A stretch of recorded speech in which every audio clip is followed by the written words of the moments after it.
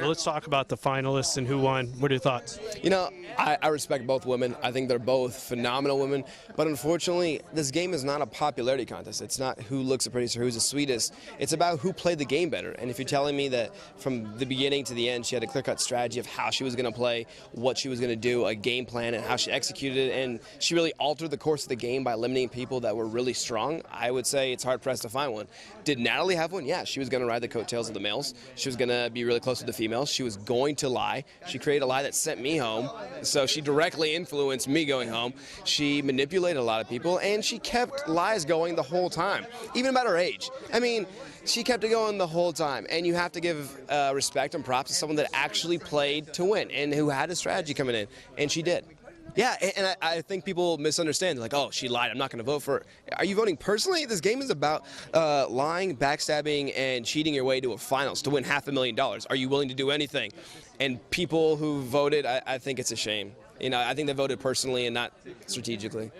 Like I told everyone before, I played a character in a game. I played a villain. I played a bad guy. He decided to play a nice guy. You know, that's what he did. I chose a different route. I wanted to be a lone wolf. I wanted to segregate myself from the house and not become a big target because my target was already huge. You know, that's the way I decided to play the game, and I was playing it to win all the time, and everyone knew that.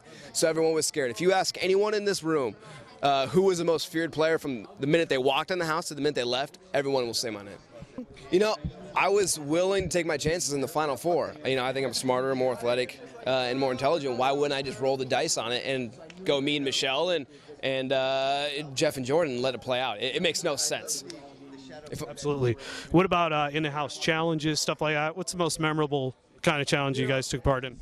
For myself, the most memorable challenge was the swinging challenge. We're holding onto to a rope and we're swinging from a diploma. You know, it was a mental toughness test. It was a test about how much strength and fortitude do you want to stay holding on. You're in pain.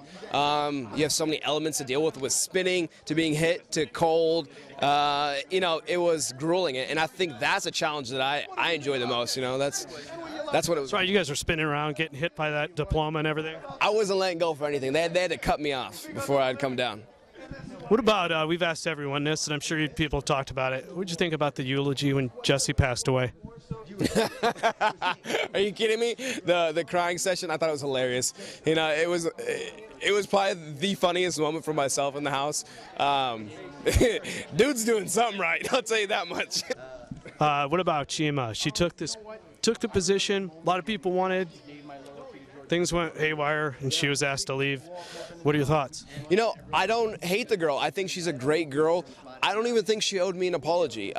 We went into this game, and myself, I knew that every attack was part of a game move. And if people took things personally, that's their prerogative, their fault. I didn't. So anything she said to me, I didn't take offensively. I definitely played on people's emotions with it. You know, I'm a smart kid. I'd be foolish not to. But she didn't owe me any apology, and nor did I take it personally. I still think she's a great girl, so I don't hold anything, any ill will towards her. You know, Michelle definitely was an interesting character. She would, you know, anytime you tell her something or confide in her, she would tell the other person what you just said, so it became really hard to trust her. However, as the game progressed, me and her became very, very close, and she was an amazing girl that I actually got to know, and I'm really grateful I got to know her. She's a sweetheart. Well, so what are you going to do now? You know, whatever calls. If they want me to, you know, come here and yell at people some more, I'll do that. But other than that, it's going back to the normal life. What are you looking forward to most when you get home? See my pops and my mom, and just hanging out with them and relaxing, and then getting back to training. So what would you say to people? Could you even prepare anyone for what they're about to get into? There's no book. There's nothing you can do that'll help you throughout this game. It's a game of luck, and it's a game of basically who can keep their cool the longest and who can balance, you know, the emotions. It's an emotional roller coaster. It's a nut house. It's a complete. I went paranoid. So if you're not good with stress, don't do it. If you're not good with stress, don't play this game. This is Russell from Big Brother 11. I wanted to say thank you to Reality Wanted. You're watching us here. Thank you, guys.